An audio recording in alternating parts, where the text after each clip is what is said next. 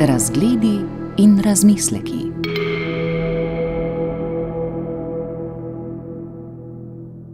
Urška Džukić, najprej čestitke za vse uspehe v zadnjem letu z vašim filmom Od Berlinala naprej.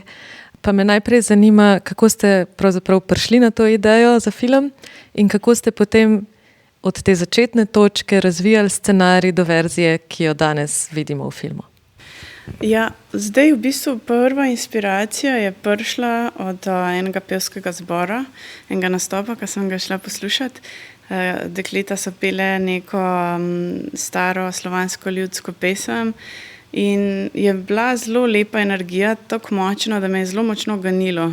In te glasovi so bili tako lepi in močni in punce so ravno bile na tem prelomu, da postajajo ženske iz deklištva in je bila zelo močna izkušnja zame.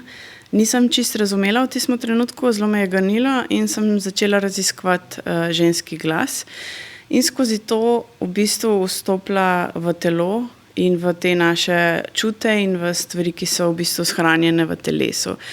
Kjer sem seveda prišla takoj do tega, ko dekleta odraščamo in pač v tem okolju patriarhalnem, kjer smo bile vzgojene, smo vedno čutili neke vrste sram, neko krivdo, ki je v bistvu nek mehanizem, ki je ustvarjen. Neke starejše kulture tega mehanizma sploh ne poznajo, ne. In zato sem se lotila tega, ker sem tudi sama čutila to, ko sem odraščala, da bi bolj razumela, zakaj je tako in v bistvu skozi film sem si želela podati neko čutno izkušnjo mladega dekleta, kako v bistvu začuti to svoje telo, ki se prebuja, ki govori nekaj in te neke omejitve družbe, ki govorijo nekaj drugega. In zdaj, kako mlad človek, ki je bil oblikovan po patriarhalnih vzorcih, lahko začne poslušati svojo intuicijo in najde neko svojo pot. Kako pa ste iskali mlade igralke, glede na to, da v filmu nastopajo seveda kot mlada dekleta, ampak tudi kot pevke? Naredili smo v bistvu avdicijo, 60 punc je poslalo videe, in takoj sem vedela, da je Jara tista, ki me zanima.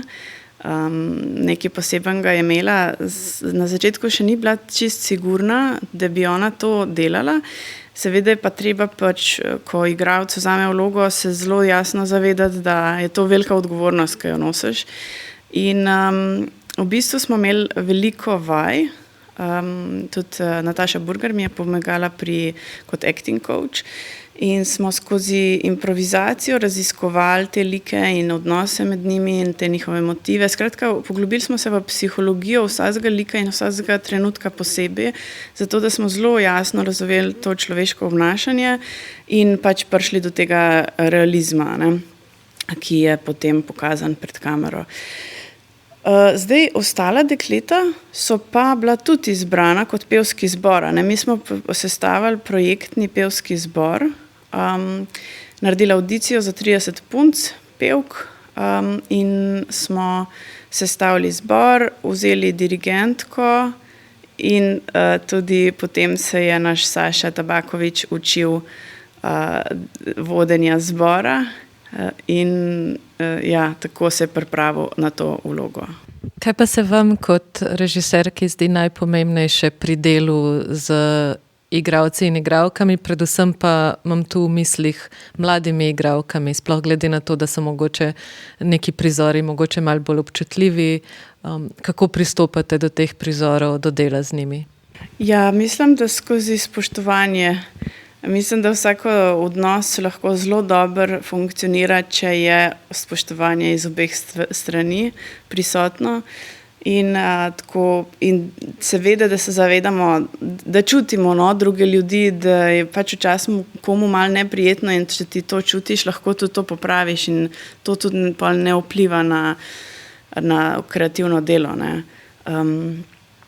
V bistvu je zame bilo zelo zanimivo to sodelovanje sem se tudi sama zelo veliko naučila skozi to. Sem pa opazila, da pač mladi igralci danes so, mogoče si majhen več so tudi dovolijo, ne? Ker nimajo neke ukalupljene predstave o tem, kaj točno filmska igra je.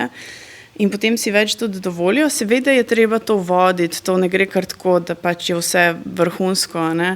In voditi in izbirati in pa v montaži urediti. Ampak sem bila zelo pozitivno presenečena nad tem procesom, da so si punce v bistvu dovolile iti globje in odpreti vse, a ne? Ker to tudi ni enostavno se kar takole odpreti pred kamero in res čutiti in odmisliti to, da te opazujejo in samo biti in reagirati skozi telo, a ne?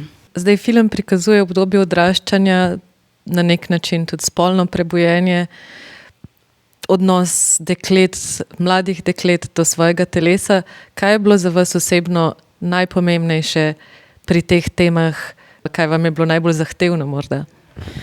Zares mi ni bilo nič, v bistvu najbolj zahtevna je pač ta produkcija filma, ne? Da spelješ to financiranje in da potem in še vedno najbolj zahtevna stvar so te filmski dnevi, ki trajajo 12 ur ali še več včasih, ne. To je fizično zelo zahtevno. Kar se pa tiče kreativnega procesa, pa meni v bistvu niso stvari zares zahtevne, ker je to nekaj zelo lepega in čarobnega, kar lahko počnemo, in se tega zelo veselim.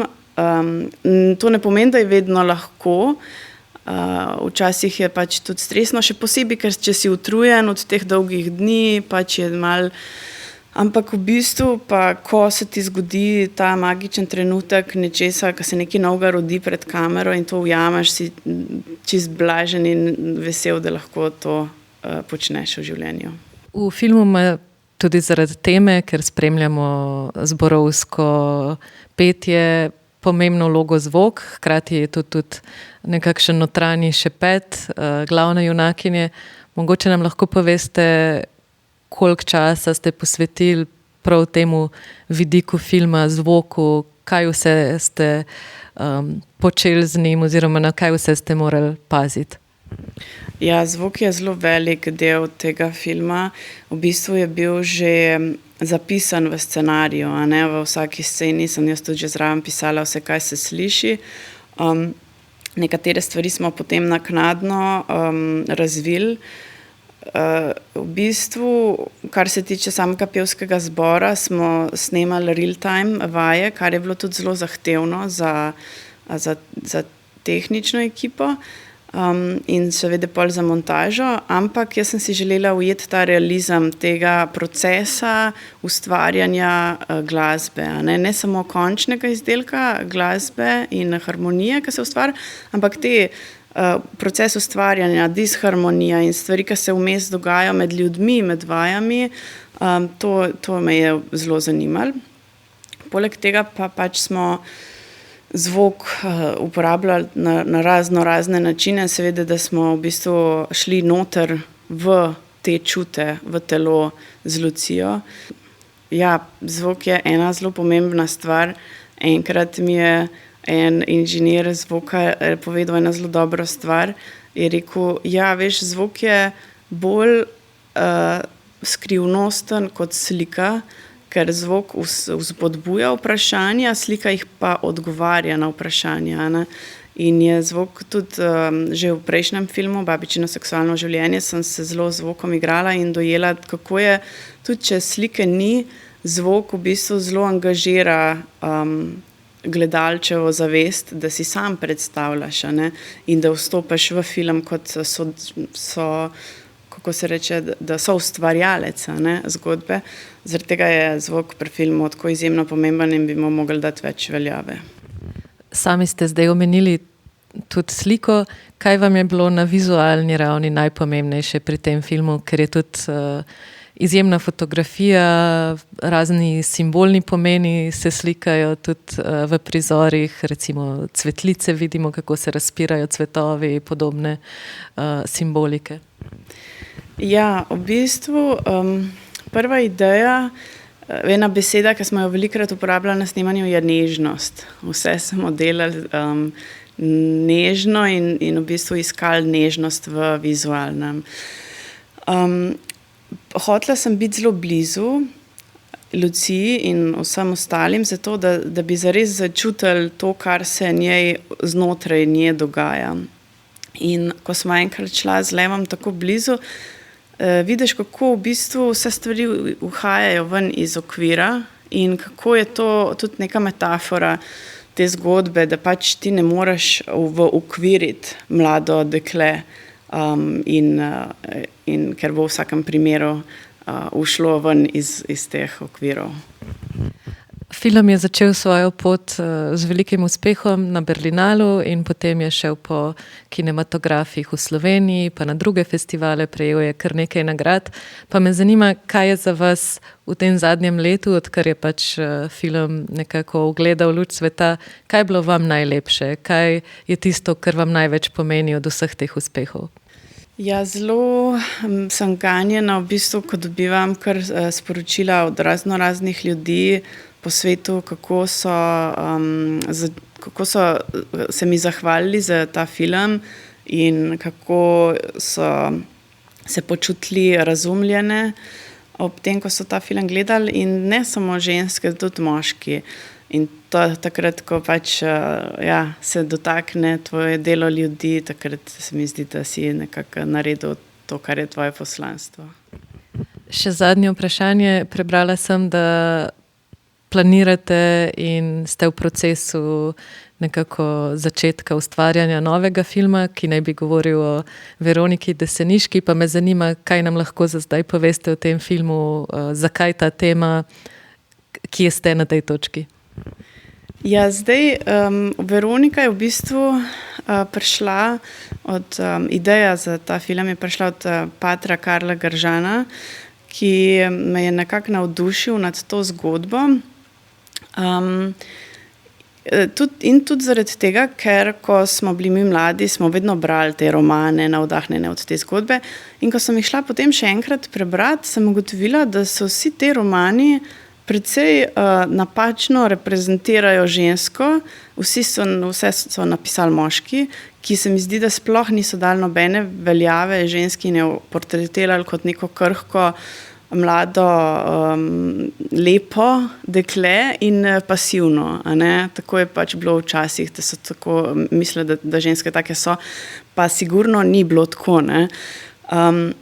Zdaj, ena zanimivost samo, ki jo lahko pa povem, je pa ta, da se bo film odvijal v moškem samostanu tokrat, v kartuzijanskem moškem samostanu. Najlepša hvala za pogovor in uspešno s filmom še naprej. Hvala.